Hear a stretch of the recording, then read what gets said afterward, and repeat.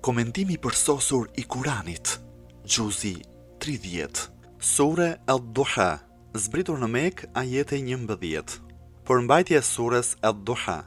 Kjo sure është sure mekase, sipas transmetimeve kur zbriti kjo sure profeti Muhammed, paqja e bekimi Allahut qoftë mbi të dhe mbi familjen e tij, ishte i shqetësuar sepse pati ndërprerje dhe vonesë në zbritjen e ajeteve, kështu që gojët e armiqve u hapën, surja zbriti dhe qëndroi në zemrën e profetit Muhammed, paqja e bekimi Allahut qoftë mbi të dhe mbi familjen e tij, sikurse qëndron shiu i mëshirës, ajo i dha forcë profetit dhe gojët e liga u mbyllën. Kjo sure nis me dy betime, në fillim i jep profetit Muhammed, paqja e bekimi Allahu qoftë mbi të dhe mbi familjen e tij, lajmin se Allahu kurrë nuk e braktis. Më pas Allahu i madhëruar i premton profetit Muhammed, paqja e bekimi Allahu qoftë mbi të dhe mbi familjen e tij, se do t'i dhuroj plot gjëra që të kënaqet.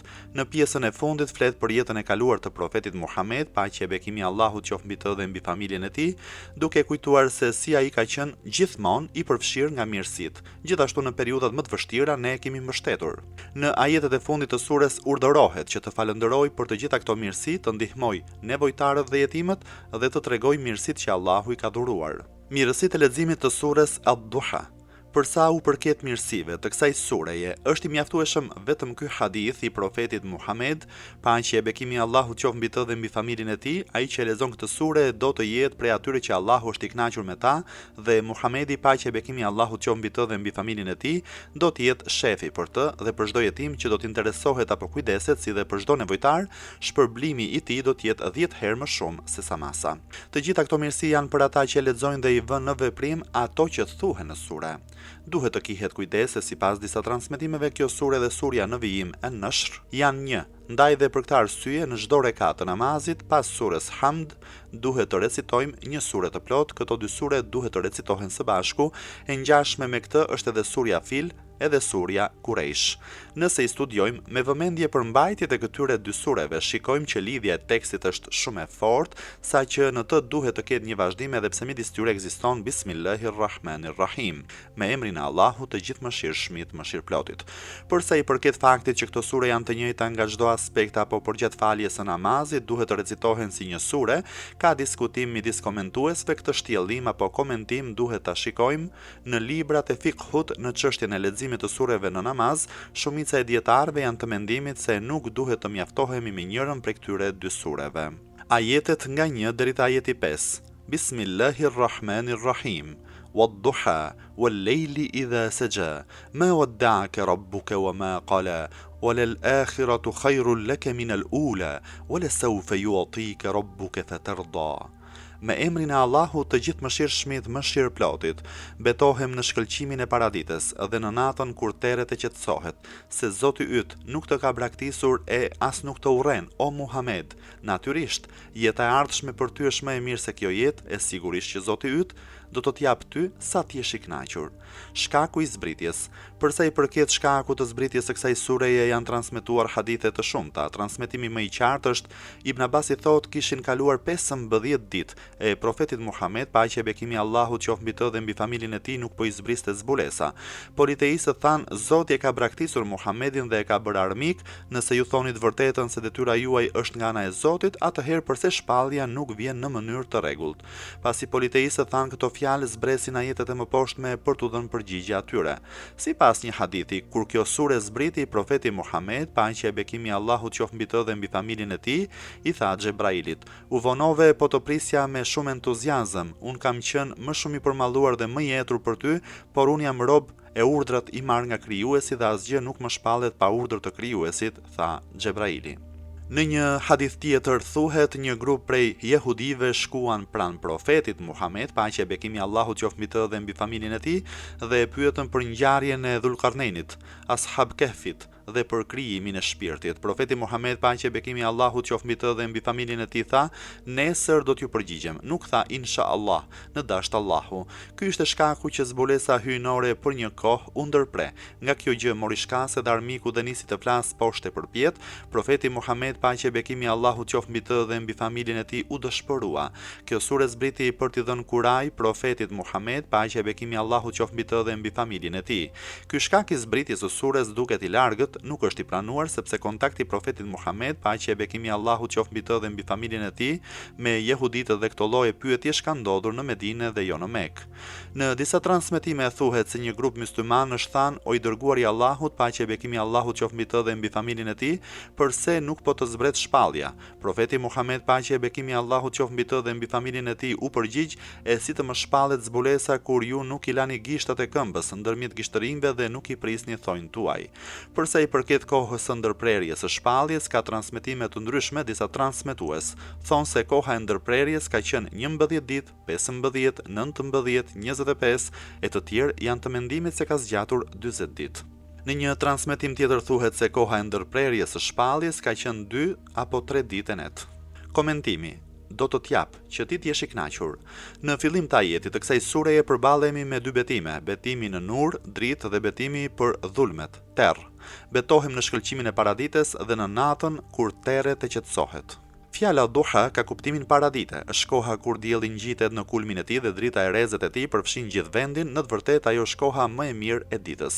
Sipas interpretimit të disa komentuesve, paraditja konsiderohet si periudha e rinis, sepse në atë periudhë të pranverës koha nuk është ngrohur akoma, por është thyer i ftohti i dimrit. Në këtë kohë shpirti dhe zemra e njeriut është e gatshme të ushtrojë çfarëdo lloji aktiviteti. Fjala seja vjen nga rënja e fjalës as-sajwi ose as-saju dhe ka kuptimin qëndroj në qetësi, mbuloj dhe bëhet errësirë, edhe kur xhenazën e mbështjellin në qefin i thon mosaxh. Në këtë rast ka kuptimin e parë qëndroj dhe qetësi. Për këtë shkak netëve kur nuk fryn erë u thuhet lejletun sejie, natë e qetë. Gjithashtu edhe bahrun sajun deti i qetë e ka marrë këtë emër sepse nuk ka dallgë dhe nuk ka tufan. Sido që tjetë është e rëndësishme se për gjatë natës qetësia është udhëheqëse. Natyrisht që nerva dhe shpirti i njeriut për gjatë natës bien në qetësi, ato pushojnë e qetësohen për të qenë të gatshme për ditën e nesërme, ndaj edhe meriton që të betohesh për natën sepse po ta shikojmë nga këndvështrimi mirësive, ajo qetësi dhe rehati është shumë e rëndësishme. Midis këtyre dy betimeve dhe përmbajtjes së ajetit ka ngjashmëri dhe lidhje të afërt.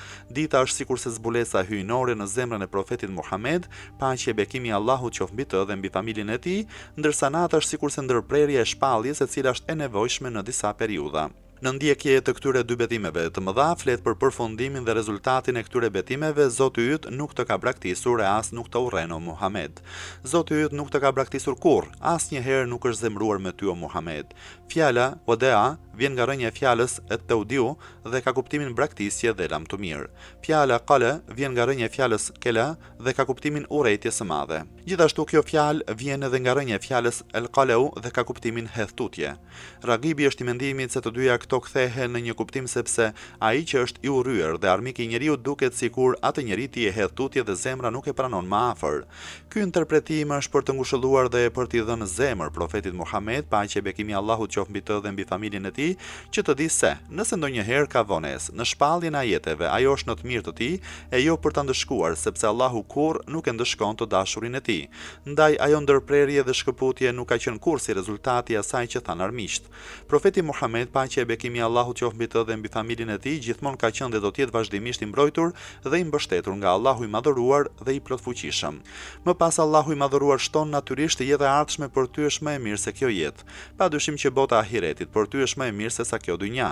Ti në këtë botë je i mbushur me mirësi dhe begatitë e Allahut dhe në botën e përtejme më shumë dhe më mirë. Nuk do të jesh as për kohë të shkurtër dhe as për kohë të gjatë armik dhe i urryer nga Zoti. Me pak fjalë ti në këtë botë dhe në botën e përtejme je i dashur për Allahun.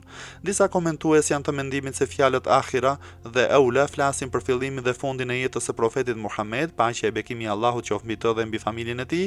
Gjithashtu ata thanë se këto fjalë kanë për qëllim të tregojnë se profeti Muhammed, paqja e bekimi i Allahut qoftë mbi të dhe mbi familjen e tij, do të jetë i fituar si në fillim të jetës ashtu edhe në fundin e saj, me përhapjen e fesë islame, me fitoret e vazhdueshme të myslimanëve ndaj armiqve të tyre, me përhapjen e farës së unitetit, ndikimet e idhujtarëve paksohen.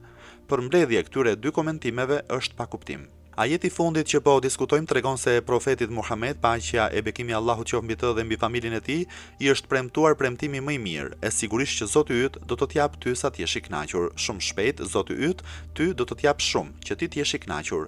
Ky është respekti dhe nderi më i lartë që Allahu i bën robit të tij Muhammedit, paqja e bekimi i Allahut qoftë mbi të dhe mbi familjen e tij. Ne të falim ty në masën që ti t'jesh i kënaqur. Në këtë botë do t'jesh i fituar ndaj armiqve, feja jote do të përhapet në të gjithë botën, edhe në ahiret do t'jesh i përfshirë dhe i mbushur me plot dhurata. Padyshim që profeti nderuar paqja e bekimi i Allahut qoftë mbi të dhe mbi familjen e tij si vula të gjithë profetëve dhe si udhëheqës i botës njerëzore, nuk e ka kënaqësinë vetëm në shpëtimin e tij, por ai është i kënaqur dhe i lumtur kur do t'i pranohet shefaati për ummetin e tij. Për këtë arsye në shumë transmetime thuhet se ky ajet jo vetëm është ajeti më shpresdhënës ndër ajetet e Kuranit të Shenjtë, por edhe është argument për praninë e shefaatit të profetit Muhammed, paqja e bekimi i Allahut qoftë mbi të dhe mbi familjen e tij. Imam Bakiri, paqja e Zotit qoftë mbi të, transmeton nga babai i tij Zeinul Abidini, paqja e Zotit qoftë mbi të, nga xhaxhai i tij Muhammed ibn Hanefie, nga babai i tij prijesi besimtarëve Imam Aliu, paqja e Zotit qoftë mbi të, se i dërguari i Allahut ka thënë në ditën e Kiametit, unë do të qëndroj në qendër të shefaatit, do të jem shefi i shumë mëkatarëve, sa që Allahu do thot, o Muhammed, a je i kënaqur? Unë do t'i them, u kënaqa, u kënaqa. Në atë moment, prijesi besimtarëve Ali ibn Ebu Talibi, paqja e Zotit qoftë mbi të, u drejtua drejt një grupi nga njerëzit e Kufës dhe tha, ju besoni se ajeti më shpresdhënës në Kur'an është, o ju që keni mëkatuar shumë, mos qëndroni të pashpresë nga mëshira e Allahut. Ata than, po, ne kështu themi. Imam Aliu, paqja e Zotit qoftë mbi të, tha, ne të ehli bejti themi se ajeti më shpresdhënës në Kur'anin e Shenjtë është ajeti 5 i surës Duha, le të meditojë njeriu se prej çfarë është krijuar. Është e qartë dhe pa u thënë se shefati profetit Muhammed, paqja e bekimi i Allahut qoftë mbi të dhe mbi familjen e tij, ka kushte. Jo çdo mëkatar do të mund të ketë këtë lloj pritje. Në një hadith të Imam Sadikut, paqja e Zotit qoftë mbi të, lexojmë: I dërguari i Allahut hyri në shtëpinë e Hazreti Fatimes, paqja e Zotit qoftë mbi të, pa që vajza e tij kishte veshur rroba të thurura nga leshi dhe vezë, ishte ulur, me njërën dorë po bluante grurin dhe me dorën tjetër po ushqente djalin e saj. I dërguari i Allahut, paqja e bekimi i Allahut qoftë mbi të dhe mbi familjen e tij, u përlot dhe i tha: Bija ime, duroje hidhërimin e kësaj bote, sepse në botën tjetër do të ëmbëlsohesh, sepse Allahu nëpërmjet shpalljes së ajetit më thot, e sigurisht që Zoti yt do të t'jap ty sa të jesh i kënaqur. Hulumtim, filozofia ndërprerjes së ardhjes së shpalljes. Duke parë ajetet e mësipërme qartësohet shumë mirë se profeti Muhammed, paqja e bekimi i Allahut qoftë mbi të dhe mbi familjen e tij, çdo gjë që e ka nga ana e Allahut, edhe për shpalljen e ajeteve. Ai nuk ka asnjë autoritet, çdo herë që Allahu dëshiron e ndërpret shpalljen dhe kur dëshiron e sjell përsëri. Ndoshta kjo ndërprerje ka qenë për të dhënë përgjigje atyre që mendojnë se profeti Muhammed, paqja e bekimi i Allahut qoftë mbi të dhe mbi familjen e tij, bën kërkesa sipas dëshirës dhe sipas kënaqësisë së tij. Ka pasur edhe nga ata që i propozonin profetit, paqja e bekimi i Allahut qoftë mbi të dhe mbi familjen e tij, që të ndryshoj urdhrat apo ajetet. Ai thoshte se nuk kam asnjë autoritet në këtë çështje. Kjo gjë është cituar edhe në ajetin 15 të surës Yunus.